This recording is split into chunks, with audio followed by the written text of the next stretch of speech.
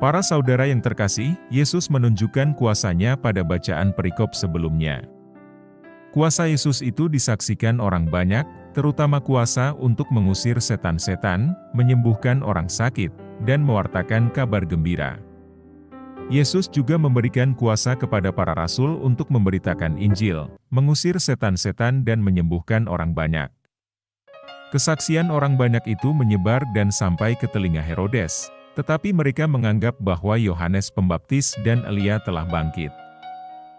Mendengar hal itu, Herodes amat cemas karena ia telah memenggal kepala Yohanes Pembaptis.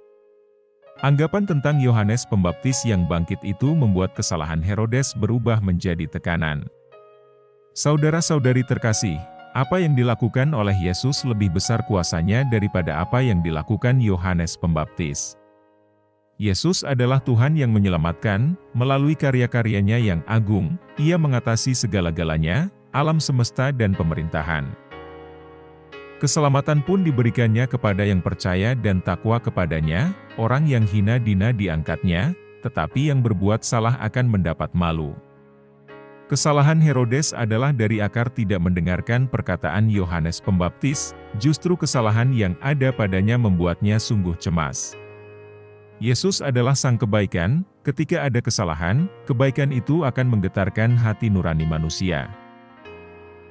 Namun, tidak dikatakan bahwa Herodes bertobat, hal itu menunjukkan bahwa Herodes tinggal dalam kesalahan terus-menerus, sekalipun ia ingin mengetahui siapa Yesus itu yang melakukan karya agung, tetapi itu berbeda motivasi, hanya keingintahuan bukan pertobatan.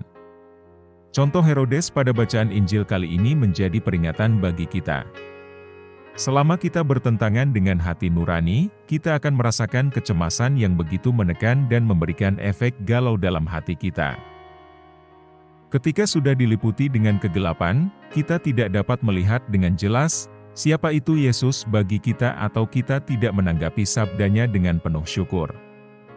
Jangan sampai kita melupakan dan berpura-pura tidak tahu dengan kebaikan Yesus, bahkan tidak merespon sabdanya. Yesus terus-menerus mengalirkan berkat, namun pekerjaan, kesibukan, dan sikap membiarkan diri tidak peduli itu dapat menghambat rahmat Tuhan.